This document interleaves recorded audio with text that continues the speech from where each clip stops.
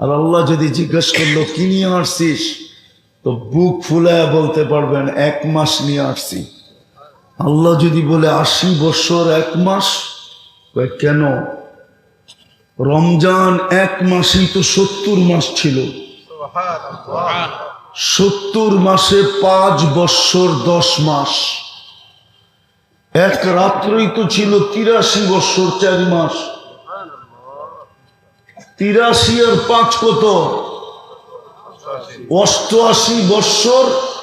এদিকে 4 মাস, এদিকে 10 মাস, কত হইল? 14 মাস। তো 89 বৎসর 2 মাস, ছিলাম 80 বৎসর, বাদ দিয়া দেন। তারপরও তো 9 বৎসর 2 মাসের পাওনা আপনার কাছে, কি দিবেন দেন? 1 মাসে।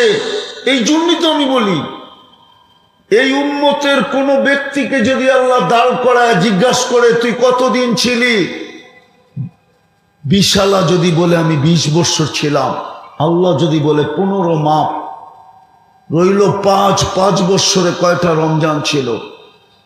5টা। তুই যদি একটাই ধরে নিয়ে আসতি, 5-এর থেকে 5 বাদ দেওয়ার পরেও তো তুই আমার কাছে 83 বৎসর 84 বৎসর 2 মাসের পাওনা হইতি। তোর কাছে আমি পাইতাম তো পাইতাম কোত্থেকা? রমজান আসতেছে, রমজান। আমি গরিব ধনী সবার পায়ে হাত দিয়া বলতেছি, নারী পুরুষ সবাইকে বলতেছি, রব্বে কাবার কসম, রব্বে কাবার কসম, রব্বে কাবার কসম, 1 ঢোক পানি দিয়া, ঢোক চেনেন কতটুক? 1 বোতল। এই ডুব কতটুক হবে? 1 ডুব পানি দিয়া নিজেকে জাহান্নাম থেকে মুক্ত করতে পারে। এই উম্মত 1 রমজান যদি পাইল, আমি হাদিস দিতেছি, মান আফতারা সাইমান শুরবাতা মা ফালাহু ইতকু রাকাবাতিন। 1 ডুব পানি দিয়া যে রোজা খোলাইল, 1 ডুব পানি দিয়া জাহান্নাম থেকে সাথে সাথে মুক্ত। রোজার ছোঁয়া তো পাবেই, বরং জাহান্নাম থেকে মুক্ত পাবে। আমি মা বোনরা যদি শুনতে থাকে, তাহলে এদের পায়ে হাত দিয়া বলবো, এই বালুর চরে, এই এলাকায়, খাসমহল বালুর চরে একটা পরিবেশ এই রমজানে বানান, যে 1 ঘরওয়ালা নিজের জন্য ইফতারি পাকাবে না, সামনের ঘরওয়ালার জন্য ইফতারি পাকাবে, পাশের ঘরওয়ালার জন্য ইফতারি পাকাবে। যদি বলে কেন? বলছে আমার জাহান্নাম থেকে মুক্তি দরকার। শুনছি ইফতার করাইলে নাকি জাহান্নাম থেকে মুক্ত হব। বিদায় বোন, তোর ইফতারিটা আমি ডেলি পাকায় পাঠাবো। সামনের ঘরওয়ালা বলবে তাইলে বোন আমিও তোরটা পাকায় পাঠাবো। এই পরিবেশ তৈরি করেন, কিচ্ছু নাই আপনার কাছে। আমার মনে হয় আল্লাহ রসুল গরিবের দিকে দেখছেন বেশি, গরিবের দিকে তাকাইছেন বেশি, যে আমার গরিব উম্মত দুনিয়াতে কিছু পায় নাই, সে যেন জান্নাতে পায়। এই জন্য শুরবাতা মা বলছেন 1 ডোক পানি, 1 ডোক পানি দিয়ে যদি রোজা খোলায়। আসেন, সামনে রমজানটা আসতেছে, 1 মাসে আমি আপনাদেরকে দেখাইলাম খায়ের বাদ দিয়া, আমি খায়ের বাদ দিয়া দিছি। খায়ের আপনারা বুঝবেন না, আল্লাহ খায়ের কেন বলছে? খায়ের বলছে এই হুজুরগো কারণে, এই যে হুজুররা আছে না, এগো কারণে আল্লাহ খায়ের বলছে। কেন জানেন? 83 বৎসর হুজুররা প্রশ্ন করব, 83 বৎসরের সওয়াব ইবাদত তাহলে তো 83-র ভিতরে 83টা লাইলাতুল কদর আছে না নাই? হ্যাঁ, ওটার ভিতরে আবার 83। এই হুজুররা আল্লাহকে মানতে কি পেছে ফালাবে দিকে আল্লাহ প্রথমেই বলে দিছে খায়র। কি কি খায়রুম মিন আলফি শাহর। হুজুর গো প্রশ্নের জবাব দিয়া দিছে ওয়ালি খায়রি লা ওয়ালি বারাকাতি লা নিহায়া। আমার খায়রের কোনো নেহায়া নাই, শেষ নাই। এই জন্য আমি খায়ের বাদ দিয়া বললাম 89 বৎসর 2 মাসের ইবাদত। নফল না, নফল না, সমূলে ইবাদত। এক ডুব পানি দিয়া রোজা খোলানো যায়, জাহান্নাম থেকে মুক্তি পাওয়া যায়। যুবকদের পায়ে হাত দিয়া বলবো, যুবক, আমি তো এই জন্যই বলি 11 মাস যদি এই উম্মত কিছু নাও করত, 1 মাস যদি কোমর কাইছা ইবাদত করত, আর 11 মাস যদি আল্লাহ জিজ্ঞাসা করতো, কিরে 1 মাস তো তোরে দেখলাম মসজিদ থেকে বাইর করা যায় না, আর 11 মাস দেখতেছি তোরে রশি দিয়া টাইনা আনা যায় না, কারণটা কি? তো জোর দিয়া বলতে পারতো, কোথায় দেখেন আপনি 1 মাস? আপনি না বললেন আপনার বন্ধুকে 70 মাস? আমি তো 70 মাস ইবাদত করছি। বৎসর হয় 12 মাস, 12 মাসে বাদ দিয়া দেন। বৎসর হয় 12 মাসে, 12 মাস বাদ দেন। তারপরও তো আমি 58 মাসের পাওনা আপনার কাছে, আপনি আমার কাছে পাবেন কর্তিকা। তোমাদের পায়ে হাত দিয়ে বলো, একটা মাস এই রমজানটা ওইভাবে কাটাও যেইভাবে আল্লাহ চায়, যেইভাবে আল্লাহ রসুল চায়। আপনাদেরকে বলবো, প্রস্তুতি এখন থেকে নেন। দেখতে দেখতে চলে আসবে 1 তারিখ। 1 তারিখ থেকে রোজা, মানে 1 তারিখ দিন গিয়া রাত্রি তারাবি শুরু হবে, মনে হয় সেহরি শুরু হবে। প্রস্তুতি নেন এখন থেকে, যে এইবার তো নিজেকে জাহান্নাম থেকে মুক্ত করাই ছাড়ব।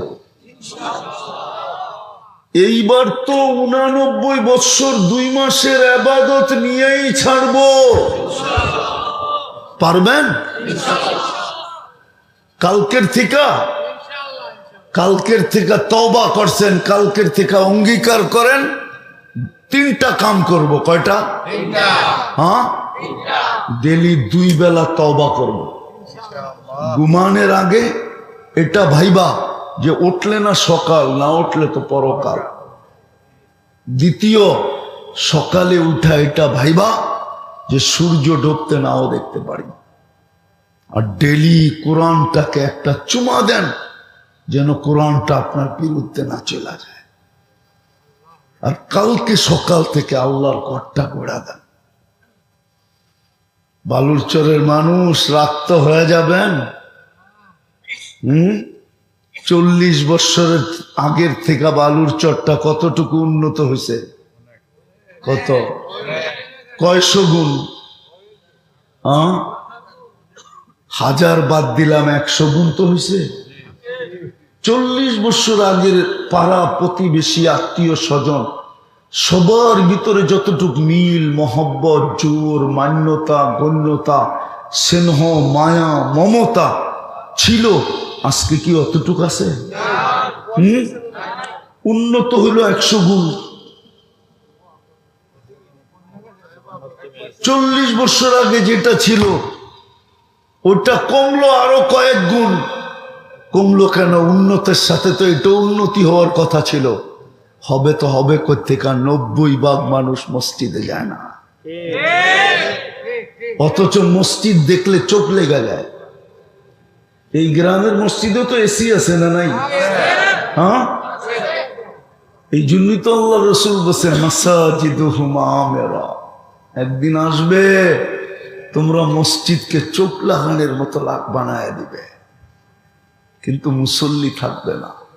খারাবুম মিনাল হুদা, মুসল্লি থাকবে না। আজকে মসজিদ বদদোয়া দিতেছে। এই জন্য কেউ সুখে নাই। আমরা ঢাকা শহরে থাকি তো সর্বশ্রেণীর লোকের সাথে যোগাযোগ আছে। আমরা শুনি যদি সুখেই থাকতো তাহলে ইংল্যান্ড গেলে আমাদের থেকে পানি পড়া নিতেন না, কানাডা গেলে আমাদেরকে বলতো না হুজুর একটু পানি পড়া দেন, আমেরিকায় গেলে পানি পড়া চাইতো না। তুমি তো আমেরিকায় আসো, আবার পানি পড়া দরকার কি? তুমি পানির বোতল বাংলাদেশে পাঠাইতে থাকো যে আমাগরটা খাইলেই শুকিয়ে হয়ে যাবে। রাগ হয়ে গেলেন? দুনিয়ার সবচেয়ে উন্নত দেশে আছে, আমরা চিনি কাছের থেকে, সুখ নাই, শান্তি নাই। পয়সা মানুষকে সুখ দিতে পারে না। নাইলে কবি এই প্রবাদ বাক্য কোনোদিন বলতো না, পরিশ্রমে ধন আনে, পুণ্যে আনে সুখ, আলস্য দরিদ্রতা আনে, পাপে আনে দুঃখ। পাপের কারণে দুঃখ আসে, পুণ্যের কারণে সুখ আসে। আজকে মসজিদ খালি, বলবেন কি যুবক, কি বলো? আরেকটা যুক্তি দেই তোমাদেরকে, তোমরা 5 তারিখে একটা জাদু দেখায় দিছ, ঠিক না? ম্যাজিক দেখায় দিছ, ঠিক না? না দেখাও না? কি তরুণরাই তো দেখাইছো ম্যাজিক, ঠিক না? হ্যাঁ, আমি তো ছিলাম না, কিন্তু তোমাদের আলোচনা এখন দেখি পেন্টাগনেও হয় যে বাংলাদেশের এই ছোট ছোট তরুণদের ভিতরে কি রাখা আছে, বারুদ। দুনিয়াকে তোমরা তাক লাগায় দিছ। তোমাদের পায়ে হাতে ধরা বলি, তোমরা এই খাসমহল বা বালুচর একটা ফেরেশতাদেরকে তাক লাগায় দাও। তোমরা 5 তারিখে মানুষকে তাক লাগায় দিছ, কালকের সকাল থেকে তোমরা ফেরেশতাদেরকে তাক লাগায় দাও। পারবা? হ্যাঁ, মসজিদ বড়ার দায়িত্ব নিতে পারবা? যে আমরা কালকের থেকে মসজিদ বুড়া দিব, দেখি কোন যুবক রাজি। হ্যাঁ, পাক্কা? না, ভালো মতে উঠাইতেছে না। না না না না, নামাও নামাও নামাও। যদি তোমরা বুড়া দিতে পারো তো আমি হাদিস দিতেছি, ইন্নাল্লাহা ইউবাহি বিহিমুল মালাইকা। আল্লাহ নিজে বলে আমি এই যুবকদেরকে নিয়ে ফেরেশতাদের উপরে গৌরব করব, আর ফেরেশতা তাক লাগা যাবে। এই যুবক একে নিয়ে আল্লাহ গৌরব করে। তুমি কি চাও না আল্লাহর গৌরবের পাত্র হইতে? কি বুঝবো যুবক, বলো না। তোমাকে যৌবন কে দিছে? কে দিছে? এই জন্য কালকের থেকে অঙ্গীকার করো, রমজান তো হবেই হবে। এইবার রমজানে আমরা কেউ মসজিদের বাহিরে থাকবো না। পাক্কা? সত্য তো? হ্যাঁ, এটাকে জীবনের শেষ রমজান মনে করি, আর মনে করি এটাই আমার জীবনের সবচেয়ে বড় পুঁজি। যদি মিলা গেল তো কালকে বুক ফুলায়া বলতে পারবো 89 বৎসর 2 মাস। কয়দিন ছিলাম? 70। বাদ দিয়া দেন, বাকিটা দিয়া দেন। 60 বাদ দিয়া দেন, বাকিটা দিয়া দেন। আর আল্লাহ যদি কাউকে কিয়ামতের দিন চিমটি দিয়েও দেয়, চিমটি, চিমটি বুঝো, এতটুক যদি দৈরা কাউকে দিয়া দিল, তাহলে রব্বে কাবার কসম এই দুনিয়ার সমান 10 গুণ, আমার মনে হয় ওটা 100 গুণ বড় হবে। 10 গুণ না, 100 গুণ বড় হবে। আল্লাহর চিমটি চিমটি না। পারবো ইনশাআল্লাহ। আল্লাহ আমাদেরকে আমল করার তৌফিক দান করেন। ওমা আলাইনা ইল্লাল বালাগ। আর কত করবো? মহিলা যুবক ঠিক, যুবক ঠিক, আমার পুরা জাতি ঠিক হইতে বাধ্য। কেননা অতীতে আমরা দেখছি কেউ মনেও ভাবতে পারে না যে সুতা হেলাবে, মনে ভাবলেও প্রযুক্তি দিয়া বাইর করছে, আবার উঠায় লয়ে গেছে। তুই মনে মনে ভাবলি কেন? আমাদের যুবকরা ঠিক, মা বোনরা এমনি ঠিক হয়ে যাবে, ইনশাআল্লাহ ঠিক হয়ে যাবে। আর আমাদের মা বোনরা আমাদের চেয়ে 1000 গুণ ভালো আছে। খালি একটাই যদি মা বোনরা করে, আর বেশি কিছু লাগবে না, শুধু একটা পর্দা। তাইলে আমি গ্যারান্টি দিব আমাদের মা বোনরা রাবেয়া বসরির চেয়েও আগে। কেন? রাবেয়া বসরি যখন ছিল তখন পরিবেশ ছিল, চতুর্দিকের পরিবেশের সহযোগিতা ছিল। আমরা ইন্টারনেট যুগে, আমাদের এখানে কোনো পরিবেশ নাই। মা বোনরা যদি শুধু 4-5টা কাজ করে, পর্দা, 5 ওয়াক্ত নামাজ, রমজানের রোজা, স্বামীর ইজ্জত, কি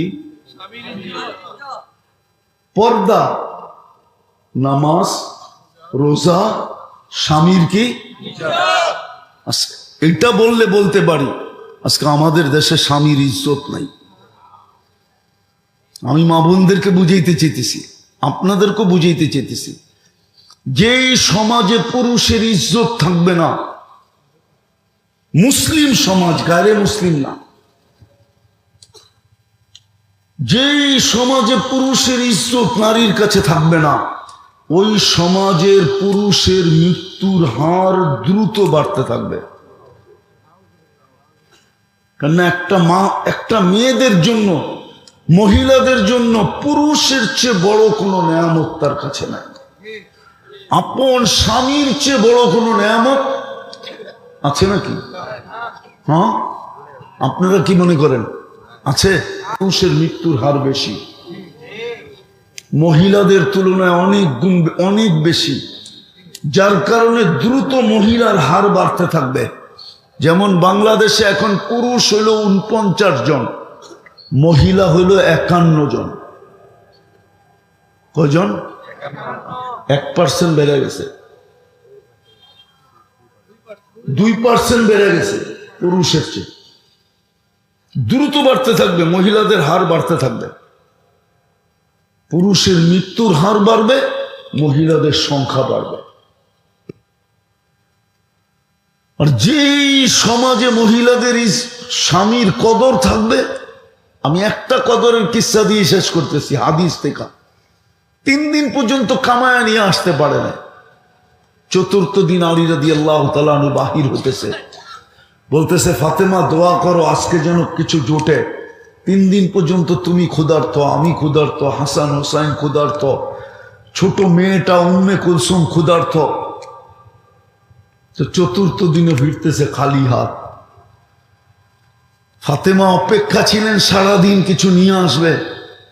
তো বিকালে যখন চেহারা মলিন নিয়ে ফিরতেছিলেন, যখন বিলকুল ঘরের কাছে চলে আসছে, এখন আর আওয়াজ দিলে পর্দা নষ্ট হবে না, এখন আর আওয়াজ দিলে পর্দা নষ্ট হবে না। তখন আওয়াজ দিছে আলী, চোখে চোখ পড়ছে, বলছে চেহারা মলিন কেন? বলছে ফাতেমা আজকেও কিছু জোটে নাই। তো ফাতেমা রাদিয়াল্লাহু তাআলা আনহা বলতেছে, আলী ওয়াজাদনা শাকারনা লাম নাজিদ সাবারনা, পাবো তো শুকরিয়া আদায় করব না, পাবো তো সবর করব। দোনো অবস্থায় আল্লাহ আমাদের সাথে। আর আলী তুমি কি ভুলা গেলে, যাদের সাথে আল্লাহ থাকে তাদের চেহারা মলিন হওয়ার শোভা পায় না? তোমার চেহারা মলিন কেন? হাসবে তো দরজা খুলবো, নাইলে খুলবো না। কথা কিন্তু চলতেছে জানলা দিয়া, বলছে হাসবে দরজা খুলবো, নাইলে খুলবো না। তো দরজা খুলা দিছেন, হাসতেন, দরজা খুলা দিছেন। পরেরটা আলী রাদিয়াল্লাহু তাআলা আনহু বলতেছেন যে ফাতেমা সাররাত ওয়া তাবাসসামাত, আমি যখন ঢুকতেছিলাম তো ফাতেমা মুস্কি মুস্কি হাসতেছিল আর খুশিতে আত্মহারা ছিল। 4th দিনের ক্ষুধার্ত, তারপরও হাসে। তো বলে আমি আমাকে ধরে রাখতে পারি নাই, কাঁধে হাত দিয়া বললাম রাহিমাল্লাহু ইমরাআতান, তোর মতো মেয়েদের উপরে কিয়ামতের সকাল পর্যন্ত আল্লাহ রহমতের বৃষ্টি বর্ষণ করুন। এই অবস্থায় তুই হাসতে পারস? তোর মতো এই সিনারি যে দেখাবে স্বামীর সাথে, যখনই ঘরে ঢুকবে কিছু নিয়া ঢোকুক আর না নিয়া ঢোকুক, ঘরে চুলা জ্বলুক আর না জ্বলুক, স্বামী ঘরে ঢুকার সময় যদি এইভাবে স্বাগত জানায়, সাররাত ওয়া তাবাসসামাত, উম্মতে মুহাম্মাদি মুহাম্মদুর রাসূলুল্লাহ সাল্লাল্লাহু আলাইহি ওয়াসাল্লামের উম্মত।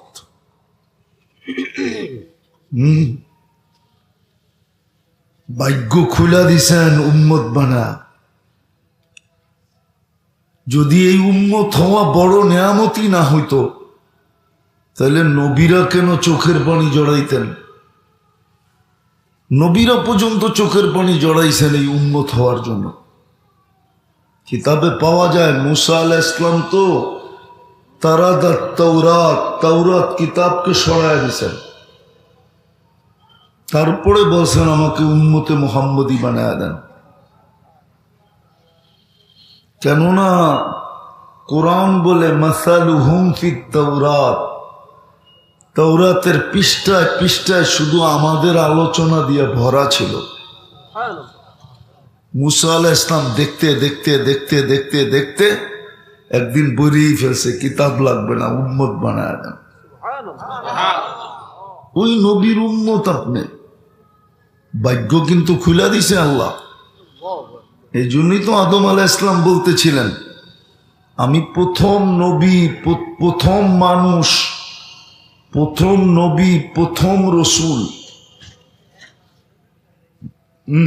প্রথম মানুষ, প্রথম নবী, প্রথম রসুল। তারপরও আমার চেয়ে কোটি গুণ বেশি উম্মতে মুহাম্মদীর সাথে আল্লাহর পীড়িত। পীড়িত বুঝেন? কি বলেন না? আপনি বুঝবেন না, যুবকরা বুঝবে। পীড়িত কারে কয় জানেন? 14 ফেব্রুয়ারিতে ফুলও দিল, হোটেলও খাওয়াইলো, পার্সেলও দিল। ডাক্তার যদি অনুমতি দিত তাহলে কলিজা বুক ফাইরা কলিজা বাইর করা বুনা করা দিয়া দিত। তারপরে বলতো আমাকে একবার হইলো লেখা দিস I.U। এটার নাম হইল পীড়িত। পীড়িত খালি ভালোবাসা কইলইব না, ওরা বোঝে পীড়িত কারে কয়। যদিও ছ্যাক খায় প্রত্যেকবার, এইবারও কিন্তু ওরা ছ্যাক খাইছে, প্রত্যেকবারই ছ্যাক, ঠিক না? ফুলও নেয়, খাইও যায়, পার্সেলও নেয়, তারপরও কি চেহারায় কয়, মুখ দিয়ে স্বীকার না করলে কি বো?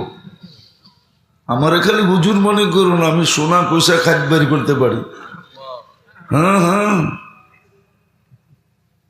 হীরা হাতে নিয়ে বলতে পারি পিওর না 2 নম্বর। তোমাকে চেহারা দেখলি আমি দেখি কয়েকবার শেখ খাওয়ার সিল আছে। এই জন্য মাথা বেশি উঠাও না, কপাল দেখা রাখলে ভালো, নাইলে আমি কপাল দেখা কয়ে তুমি কয়বার খাইছে। তো যেটা বুঝাইতেছিলাম, মুসা আলাইহিস সালাম বলতেছেন, আরে আদম আলাইহিস সালাম, আমি প্রথম মানুষ, প্রথম নবী, প্রথম রসুল, কিন্তু উম্মতে মুহাম্মদীর সাথে আমার চেয়েও কোটি গুণ বেশি ভালোবাসা।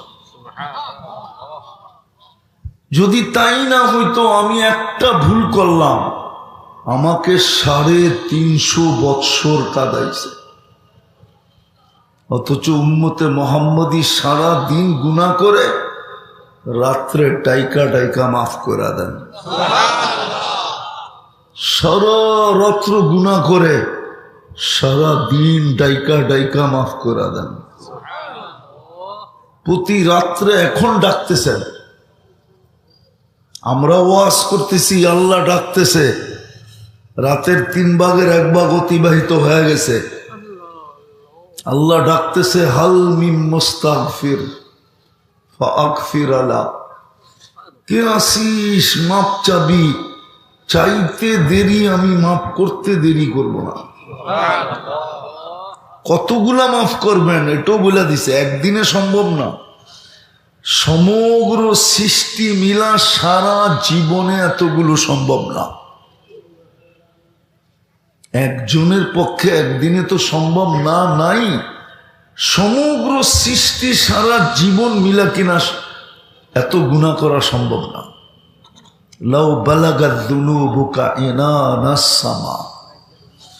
যদিও তুমি গুনাহ করতে করতে করতে সৌরজগৎ ভরা দাও, জাগা না হয়, আর ব্যাত করা যদি আকাশে চলে যায়, উপরে চলে যায়, তারপরও মাপ চাইলে আমি মাফ করে দেব। তিনটা বড় বড় নিয়ামত দিছেন আবারও ভালো মতে। মানুষ মুসলমানের ঘরে, উম্মতে মুহাম্মাদি। দাবি শুধু ছোট একটা দাবি আল্লাহ, ছোট দাবি আল্লাহর। সব কিছু আয়না দিয়া ঘরে দিয়া বলতেছে সব আয়না দিলাম, শুধু আমাকে এটা পাক করে খাওয়াও। বলেন মাঝে মাঝে না বলেন না?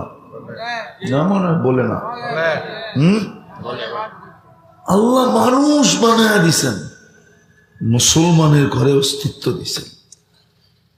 আফসোস, যদিও আমার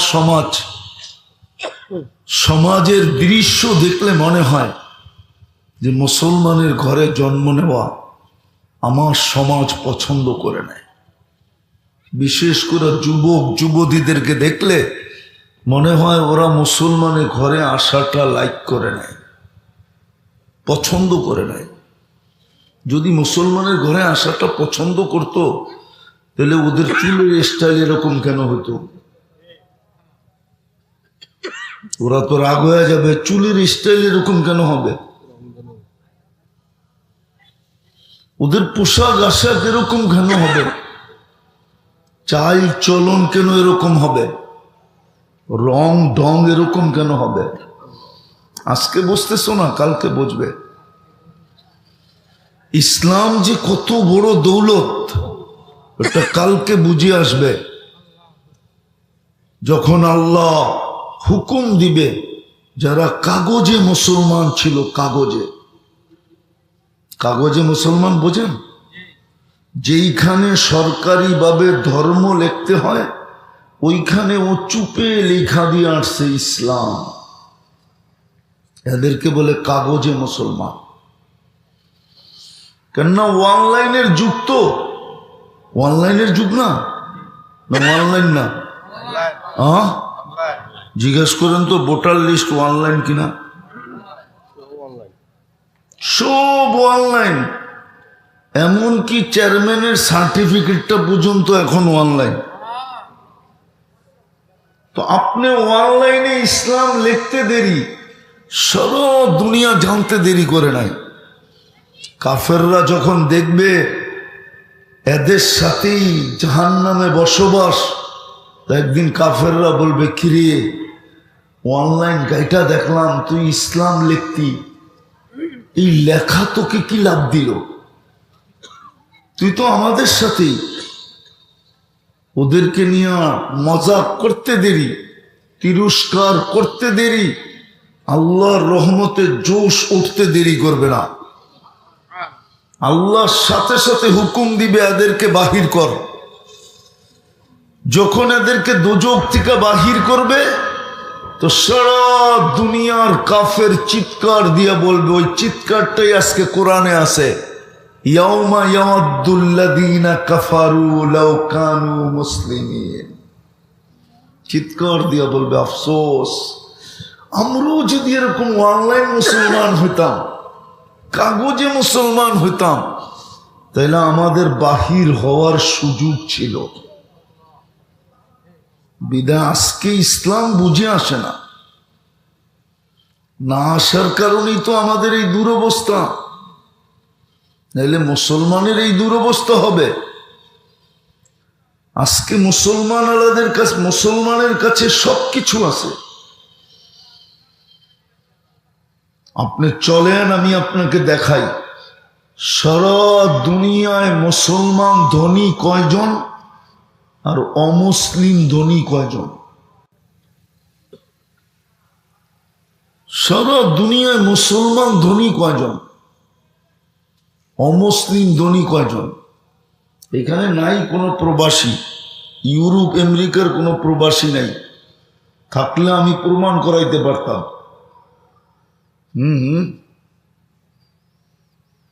আমি প্রমাণ করাইতে পারতাম আপনাদেরকে। মুসলমানের আজকে দুরবস্থা কেন? অথচ মুসলমানের কাছে দুনিয়ার 70% সম্পদ, 70 ভাগ সম্পদ মুসলমানের কাছে, ধন সম্পদ। আপনার বিশ্বাস হয় না?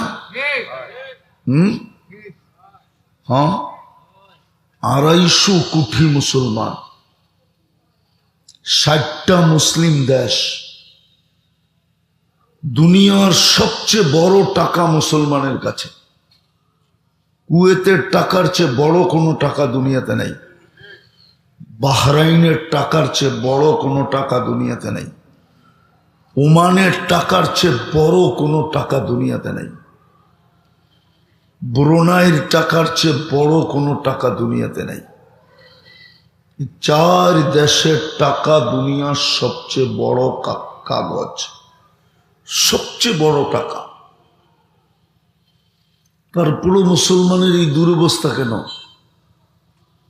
আমি আপনার এলাকায় বলতেছি না, ইন্টারন্যাশনাল ভাবে মুসলমানের এই দুরবস্থা কেন?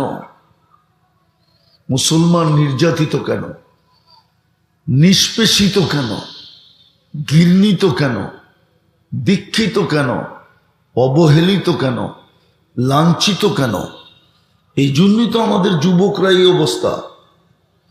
ওরা নেটে দেখতে থাকে আর ইসলামের বিরুদ্ধে ওদের ভিতরে মনোভাব তৈরি হইতে থাকে।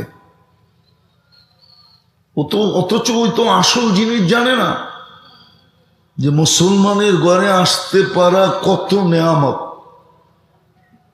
দুনিয়ায় কয়দিন আপনি ওই দিকে নিয়ে যেতেছি আপনাকে, কয়দিন? যুবক, তোমার যৌবনের তরঙ্গ কয়দিন? তরঙ্গ বোঝো তো? ঢেউ কয়দিন? ঢেউ কয়দিন?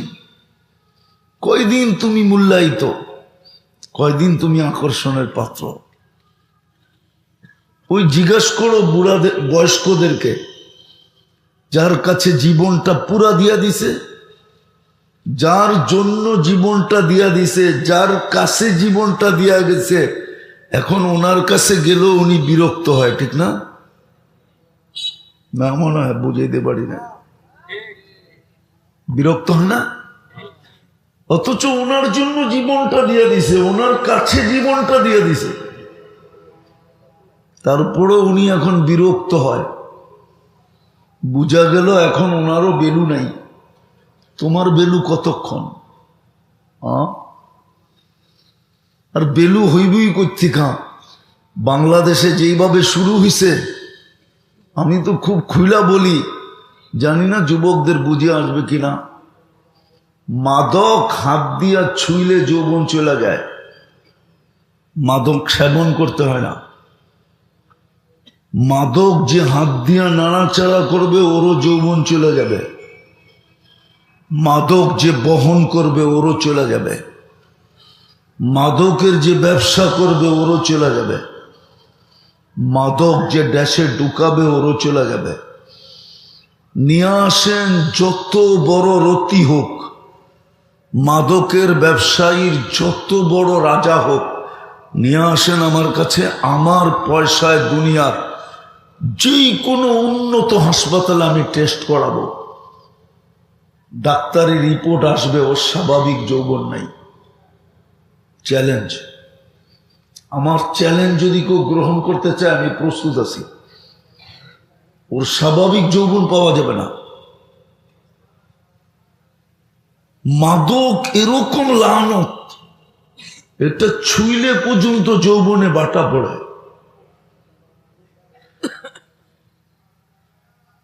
কথায় কথা উঠলো, এই জন্য বলতেছি যে যৌবন তোমার কতক্ষণ? তোমার যৌবন মাটিতে মিশানোর জন্যই তো এইগুলা। এই জন্যই বলছিলাম তিনটা বড় নেয়ামত, দাবি ছোট ছোট দাবি, বেশি লম্বা দাবি না। মানুষ হিসাবে অস্তিত্ব দিয়া, মুসলমান হিসাবে অস্তিত্ব দিয়া, মুহাম্মদুর রাসূলুল্লাহ সাল্লাল্লাহু আলাইহি ওয়াসাল্লামের উম্মত হিসাবে নির্বাচিত করা, বাছাইকৃতভাবে নির্বাচিত করা, এই তিন নেয়ামত আল্লাহ আমাদেরকে দিয়েছেন। দাবি হলো ছোট একটা, তুমি জীবনটা গইরা আইসো, কাটায় আইসো না। আল্লাহ আমাদের কাছে দাবি রাখছেন, জীবনটা গইরা আইসো, কাটায় আইসো। জীবনটা গড়া উদ্দেশ্য। আরেকটা যুক্তি দিলে বুঝে আসে কিনা দেখি। আপনি বলবেন এই তিনটা দিল, মানলাম, আর কিছু কি দিল? চতুর্থটা দেখাইতেছি। চতুর্থটা 24 ঘন্টা আপনার আমার উপরে আল্লাহ বাজেট ব্যয় করতেছে। বাজেট, বাজেট বুঝেন? 24 ঘন্টাকে খরচ করতেছে। আপনি বলবেন একবারও তো দেখলাম না, আমি কামাই, আমি খরচ করি, ঠিক না? আচ্ছা বলেন, এই পানির বোতলের দাম কত? 1 লিটার। যদি অক্সিজেন কিনা ব্যবহার করতে হইতো, ডেলি তো 16,500 টাকা শুধু অক্সিজেনের বিল দিতে হতো। ডেলি 16,000 হলে মাসে কত হয় বলেন না? 30 দিয়া গুণ দেন না, দেখেন না কয় টাকা হয়। 4,80,000 বলে। যদি পানি কিনা, পানির দামে যদি অক্সিজেন কিনতে হতো, তাইলে দেখেন দেখেন ক্যালকুলেটরে লাগায় দেখেন, ডেলি বিল দিতে হতো 16,500। মাসে কত? এটা কি আল্লাহ ব্যয় করে না? কে দেয় এটা? আপনাকে ফিরে দেয়, কিন্তু আনে কে? সংগ্রহ করে কে? পানির দামে ধরলাম। আরে দেখেন না, 16,500-কে 30 দিয়ে গুণ দিয়া কত হয়? 4,95,000 টাকা প্রতি মাসে অক্সিজেনের বিল দিতে হতো। এটা হয়তো চেয়ারম্যান সাহেব দিতে পারতো, আপনি দিতেন কোত্থেকে বলেন?